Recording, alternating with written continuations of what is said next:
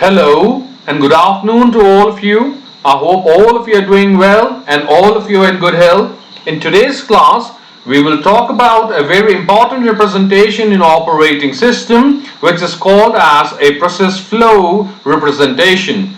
Process flow representation is a representation that aims at highlighting all possible states that a process may attain during its course of execution using an operating system. Again, I'll repeat it. A process flow representation is a representation that aims at highlighting all possible states that a process may attain during the course of execution using an operating system. So, in order to create a process flow representation of or for a process, it is very much important for us to first identify all possible states that a process may attain during its lifetime. The first state that a process may attain during its lifetime is called as a new state. A state when a process is actually created. A state when a process is brought into the main memory by the operating system. So a process is picked up by the operating system and placed into the main memory. Now once the process has been created, the process becomes ready for execution. So when a process becomes ready for execution, then a process is called as a ready process. So a new process or a business process enters into ready state where it waits for CPU to be assigned, or where it's ready for execution and it's waiting for assignment of the CPU time. The operating system picks the new processes from the secondary memory and places it onto the main memory for execution. So this is what you have learned. So a ready process is a process that is ready for execution and it's waiting for allotment of the CPU time. Now, in a computer system, there might be several ready processes at any given point in time, or there might be several processes waiting for the allotment of CPU time at a given instance of time. So it is very much important for the operating system to maintain the ready processes in a ready queue that will, as per the scheduling algorithm, select a process and put it to execution or allot it a CPU time. So all the processes that are ready for execution are to be placed in the ready queue so it can be suitably scheduled. Now the next step or the next state that a process may attain during its lifetime is called as a running state. So a new business process enters into running state as chosen by the operating system depending on the scheduling algorithm. So this is a very important concept one needs to understand. So a process enters into a running state where it executes and performs all the desired operations in order to achieve the set list of objectives. So here in this particular state, the process executes wherein it is assigned the CPU time and the resources in order to perform the desired operation. Now, scheduling of the processes to the CPU depends on the type of scheduling algorithm that the operating system is adhering to. Now, there are different types of scheduling algorithms. So, for example, you have shortest job first, you have priority scheduling, you have round robin scheduling, we have preemptive and non-preemptive versions of these. So depending upon the scheduling algorithm the operating system is adhering to, the programs or the processes will be put to execution or will be assigned the CPU time. Now the next state is called as a block or wait state. Now it's very much important for all of us to understand that a process that is running may be put to an idle state that is called as a block or a wait state. Now this so happens for varied reasons. The primary reason may be the call of the scheduling algorithm. Say for an example, the operating system is adhering to scheduling algorithms like round robin, wherein a set of processes will execute in sequential manner for a given quantum time. So for example, each process will execute in a sequential manner for 2 nanoseconds. So here, depending upon the call of the scheduling algorithm, the processes may be put to a block or a wait state depending upon the way how the scheduling algorithm works. Or it may so happen that a process that is currently being executed waits for a resource that is not currently available from the user or the system. So now what the process has to do is the process has to wait for some time unless the resource is made available. So depending upon varied reasons, a running process may be put onto block or a wait state. Now, while a process or business process is put to block or a wait state, the CPU should not stay idle.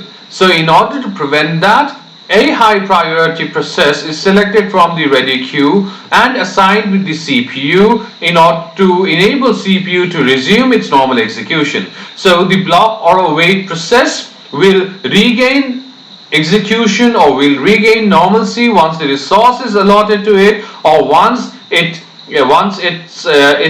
turn comes in the assignment of the CPU time. So depending upon the requirement of the scheduling algorithm or the availability of the resources, and a process that is currently being executed may be put onto wait or a block state. So from the running state, a process can make a transition to the block or wait state depending upon the need of the scheduling algorithm, or when the process waits for certain resources to be assigned or for the input from the user, then the operating system moves the process to the block or the wait state and assigns the CPU to the other processes. So as I've said, the CPU should not stay idle. So in order to optimally utilize CPU, the CPU will be assigned to some other process. So now the next state a process may enter into is called as a completion or a termination state. So this is a state that a process enters after process performs the desired set of operations. So when a process finishes its execution, it comes into termination state. So post termination, all the process becomes a zombie process. So it's a dead process. So when a process enters into a terminating state or termination state, it is to be understood that the state information of the process is lost, or all the context of the process is also lost. That is the program control block. The information regarding the process is lost once the execution of the process is over. So completion or termination basically refers to a state of the process when a process finishes its execution and it comes to a termination state. When a process comes into a termination state, then all the information related to the process will be lost. So in this slide we have learned about 5 important states of a process, which are new, ready, running, block wait, and completion or termination. Now the next state that we have is called a suspend ready. Now this is a very important state that one needs to understand. Now suspend ready basically refers to a state where a process from the ready queue is selected and transferred to the secondary memory in order to make space for a high priority process that needs CPU time. Again, I'll repeat it. In case of suspend ready, a job or a process from the ready queue is selected and placed onto the secondary memory in order to make space for a high priority task that is to be executed or is demanding for CPU time. Now in situation, so when does it so happen? So it happens in situation when the resource is completely exhausted and there is no resource that can be allotted to a high priority task. So in order to make space for high priority task, you select a process from the ready queue and place it into the secondary memory. Now the process will be brought back into the ready queue once the resources becomes available back. So a process in the ready state is moved onto the secondary memory from the main memory due to the lack of resources. So this is called a suspend ready state. So for an example, if the main memory is full and high priority task comes in for execution, then the operating system has to make room for the process in the main memory. So this is done by throwing the low priority process onto the secondary storage or secondary memory. The suspend ready process remains in the secondary memory until the main memory becomes available and is brought to the ready queue once the memory becomes available. So this is what suspend ready is. So in case of suspend ready, the process moves from the ready queue onto the secondary memory to make space for a high priority process. Now next one is suspend wait. Now suspend wait, in contrary to suspend ready, here, instead of moving a job or a process from the ready queue to the secondary memory, we select a process that is already blocked and waiting for a resource in the main memory. So what we can do is we can make a waiting process wait in secondary memory instead of making it wait for in the primary memory. So in contrast to suspend ready, in case of suspend wait, the process that is waiting for the resources to be free is moved from main memory to the secondary memory. So the process will be brought back to the main memory when the resources become available. So that is the difference between suspend wait and suspend ready. So in case of suspend ready, you move a process from the ready queue to the secondary memory. In case of suspend wait, you move a waiting process or a blocked process from main memory into the secondary memory, and both of them are brought into the to the main memory as and when the resources become available. So this is what is suspend wait. So instead of removing the process from ready queue, it's better to remove a blocked process which is waiting for the resources in the main memory. So since it's already waiting for some resource to get available, hence it's better if it waits in the secondary memory and makes room for a high priority process. So this process completes the execution once the main memory becomes available and the wait is finished. So this is a major difference between suspend ready and suspend wait. So you need to understand this.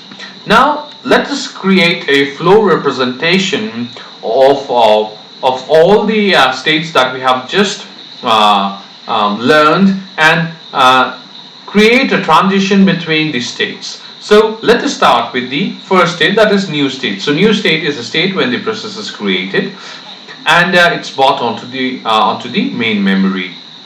So once a process becomes ready, so the process is placed onto the ready queue. So here what we do is we perform queuing of the processes that are ready into the ready queue. So based on the scheduling algorithm that the operating system is adhering to, the process is selected for execution. So the process runs based on the scheduling algorithm that the operating system is adhering to. So here the operating system will schedule a process from the ready queue and assign its CPU time so that it performs the necessary execution in order to attain the said objectives.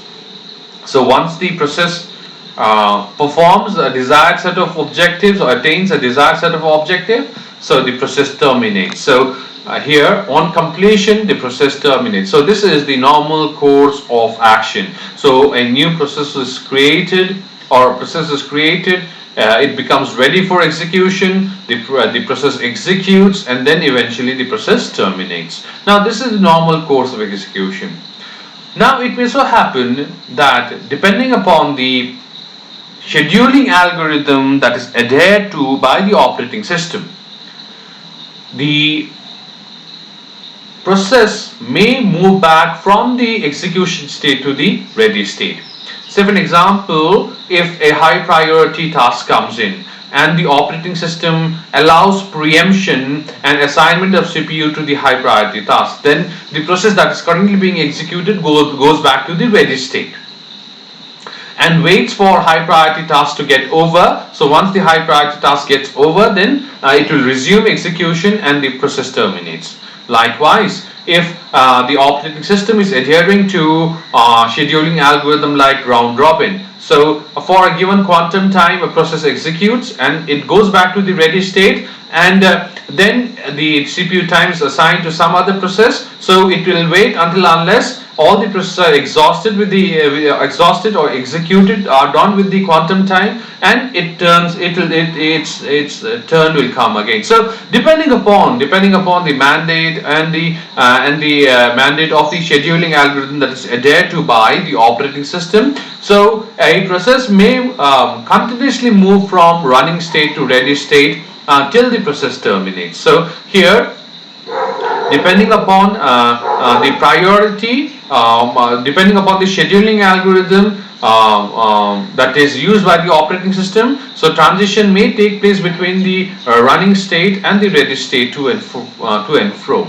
Now, from the transition may be, so one of the transition that we have identified is from new to ready, from ready to running, and from running to terminate. So that is a normal course of action. So another one can be from new to ready, ready to running, so running to again ready, ready to running, and then to terminate. So just see, we can have an indefinite automata there. So in the first case we have a finite automata, in the second case you have indefinite automata. So from A to B, B to C, C to D. In the second case it is A to B, B to C, C to B, required number of times, and then C to D. So this is the second course of action that may happen. Now the next state is called as we have learned, it's called as wait block state. So wait block state is a state to which a running state or a running process enters in situation when there is a call of the scheduling algorithm, or it waits for resources to be assigned either by the user or by the system. So during the course of execution, the process waits for a resource, and if that resource is not available, then it will wait for the resource to get to be free, and then it will resume its normal execution. So here, consider that the process is demanding for I/O operation using I/O device. So the I/O device is not available at a given point in time. So what it will do? It will wait for indefinite period of time till the I/O device becomes free, and then it will resume its execution. So here, once the I/O device becomes free, so it will go on to the ready state, and then it will move on to the running state, and again it will terminate. So now this is the third course of action. So here it will move from new to ready, ready to running, running to wait oblique block, again from wait oblique block to ready back, then running, and then terminate. So this is the third sequence of transition that may be there. So first is from new to ready, ready to running, running to terminate. Second is from new to ready, ready to running, running to ready, ready to running, and then terminate. And third one is from new to ready, ready to running, running to wait, then wait to ready, ready to running, and then eventually terminate. Now just see, these are the possible execution path or transition path that a process may take place during its lifetime. Now the next one is called a suspend wait. So this is what we've learned. So suspend wait basically means a situation where a process that is waiting for a resource which is there in the main memory is relocated to secondary memory, and it's made to wait in the secondary memory, right? So if the resources are not free. So in case of suspend wait, a process that is waiting for a resource in the main memory is dumped into secondary memory, and it's made to wait there to make way for a high priority process. So if the resources are not free, the process is suspended and made to wait in the secondary memory, and once the resources can be reassigned to the process, then the execution resumes. Again it goes back to wait block, and then it goes to ready, then again running and terminate. Now just see, this is the next course of action. So from new to ready, ready to execute, ready to running, running to wait, wait to suspend, then suspend back to wait, then from wait to ready, then from ready to running, and then terminate. So this is the fourth course of fourth sequence of interaction or sequence of transition that a process may follow. So just see, this is the way how one needs to understand this particular diagram. Now, the next state is called as suspend ready. So, suspend ready basically refers to a state when a process is selected from the ready queue and it's placed onto the secondary memory in order to make space for a high priority process that calls for CPU time. So, a process that is placed in the secondary memory is brought onto the ready queue as and when the resource becomes available. So, here the transition is somewhat like this. So the task that is there in the process that is there in the ready queue is suspended and placed into the into the secondary memory, and as and when the resources become available, the process is brought back from the secondary memory and placed onto the ready queue. Now this is the next sequence of interaction that may take place. That is from new to ready, ready to suspend ready, from suspend ready back to ready, and then running, then termination. So just see, these are the possible flows of control that may take place during the execution of a process. So over a process lifetime, it goes through these combination of states for performing operation.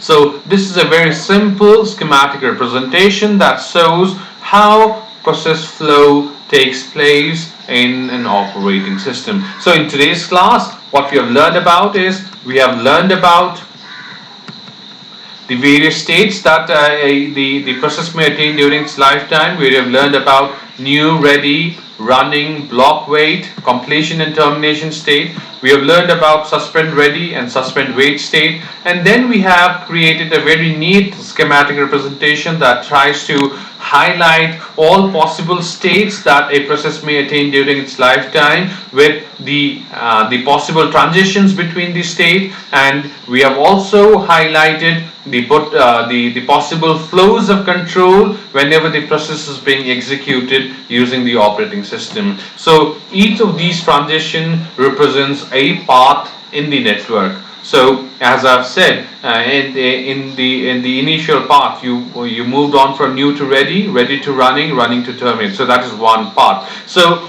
like this, we can create n number of paths of execution. So some are finite, some are indefinite, and some may be infinite.